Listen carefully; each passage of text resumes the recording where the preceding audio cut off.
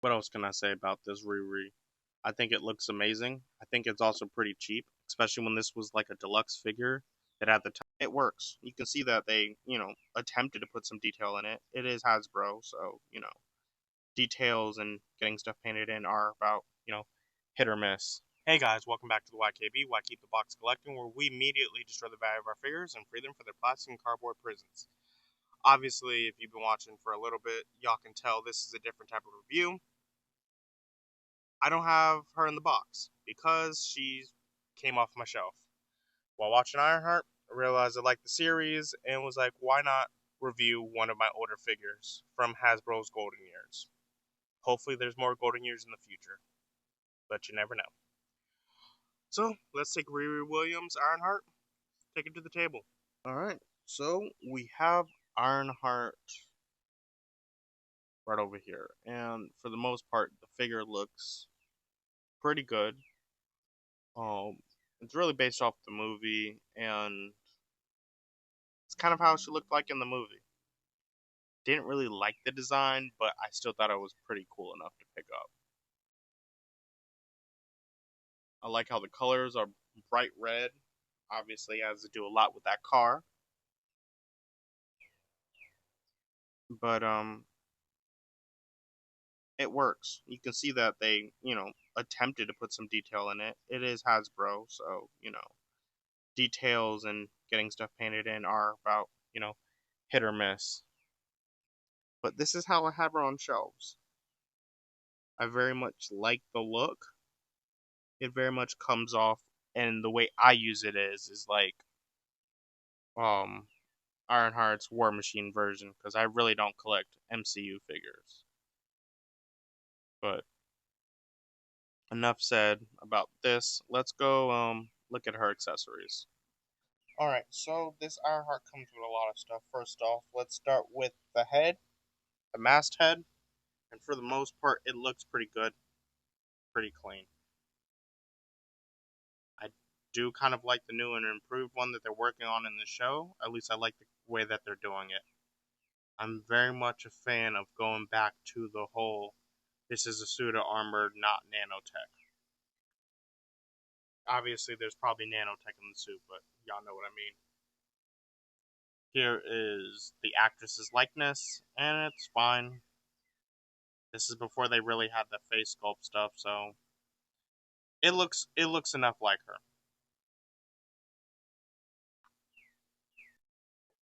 It comes with the two gauntlet plate things that she has on her arms.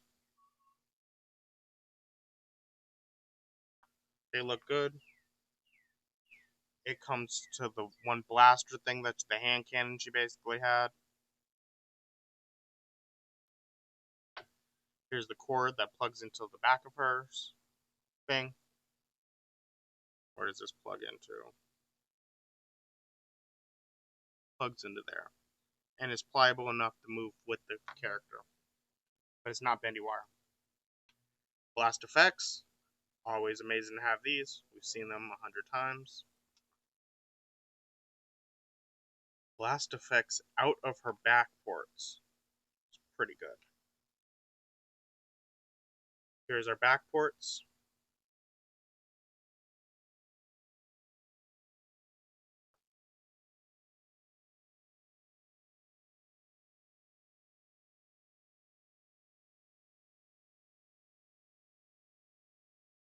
It really does, just thinking about it, look like a hot rod. She comes with a litany of hands, two fist hands, no pulse or heart things right there, and blast hands. I love that they went for these. That means you can have them post up, you can have them flat down. It just works. Crazy that they had these on this, but they didn't have it on the regular figure, the regular release. Two blast effects.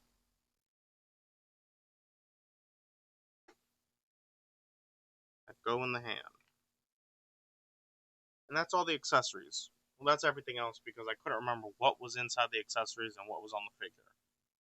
So while I'm rebuilding her, let me talk for a second. So basically, Ironheart retails looks like around anywhere from $14 to $18, just about kind of everywhere.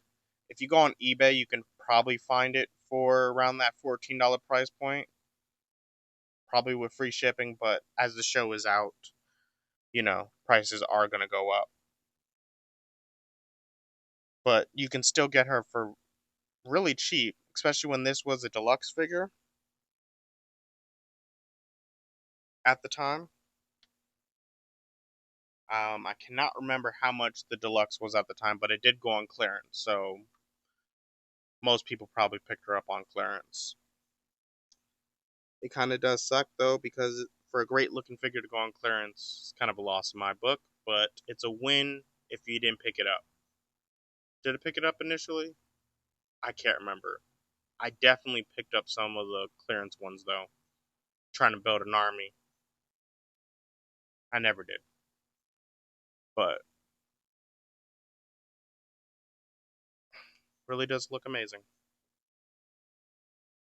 Alright, well, since I got her in this pose now, let's do some articulation. Now, because it has this big, gigantic thing over here, you're not going to really get too much out of the range. That's about as much as you can do. So, no T poses. But it does move all the way out the right way. It does get hindered by her, let's just call them blast plates. So, it can move all the way around without it on, but it still very much gets hindered. Bicep swivel, double jointed, which, this figure has a lot of hindrances because of all the armor things, but clearly double jointed. Pinless, by the way. Gotta add that each time. The core is on a ball joint, so moves that much, that much. Let's move that out the way. Crunches forward that much, crunches back that much. So not a whole bunch in the way of range. The legs. Now, no drop down hips, so, that's as much range as you're gonna get. Kicks up that much.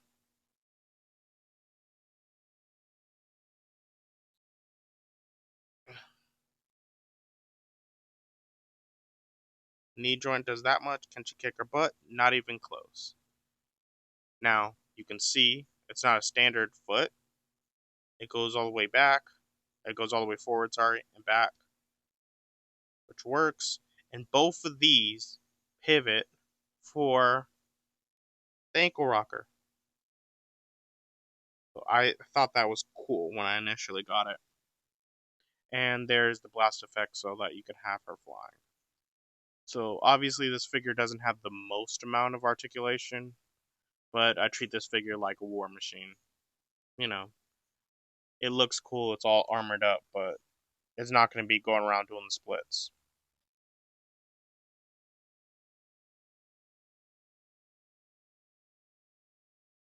Plug this in so that we can show off the arm blaster. And I really did like how they did that. It's a pliable material, so it does move out of the way, and you can kind of get in any position you need it to.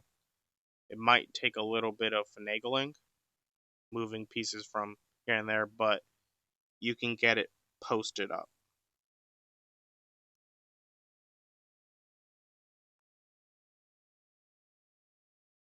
Forgot to do this. There's her head. It can look down. It can look up. Really on a dumbbell, so it's not a whole bunch of range it can get. I really wish this had a ball joint. Would have looked amazing. But, it is what it is. Articulation's pretty okay. Alright, now that we got articulation out the way, let's see how tall she is. She is nearly 6.5 inches tall, and she takes up the real estate of about 2.25. Her arms, do our arms go down more?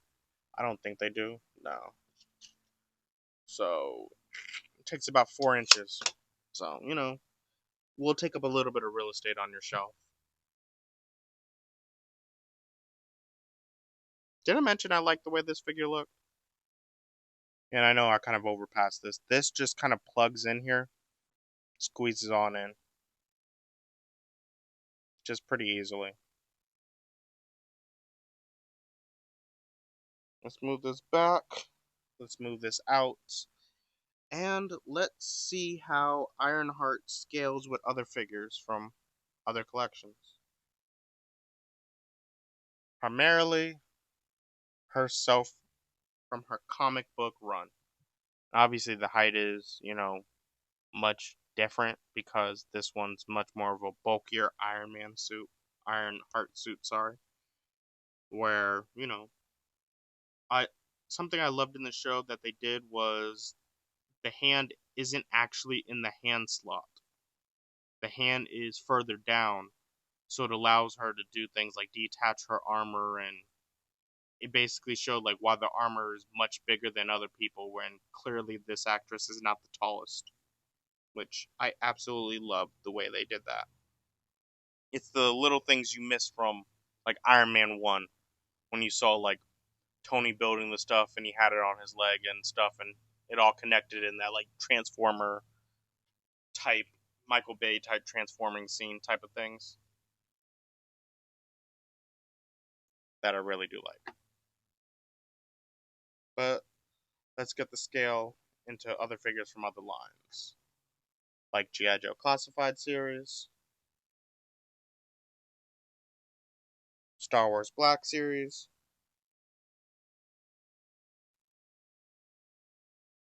SH Figure Arts,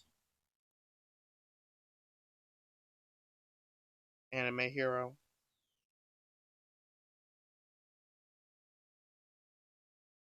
Loyal Subjects, standard size Marvel Legends Iron Man,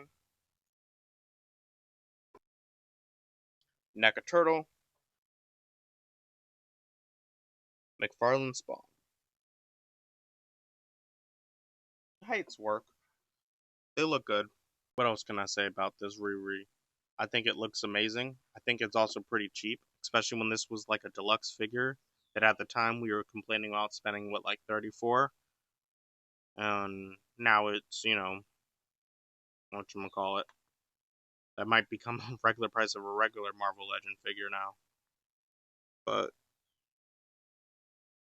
the figure looks amazing. I'm happy to have it in my collection. I still have it with all the accessories, so that might tell you something. You should definitely pick it up. Like I said, the figure is like retailing on Amazon for like what, 17, $18. So I think it's pretty good. And if you're liking the show like I am, it's nice to have representation because who knows when we're gonna get an Ironheart figure.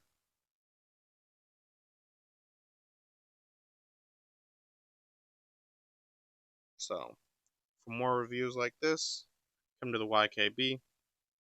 Like, share, subscribe, and I'm out.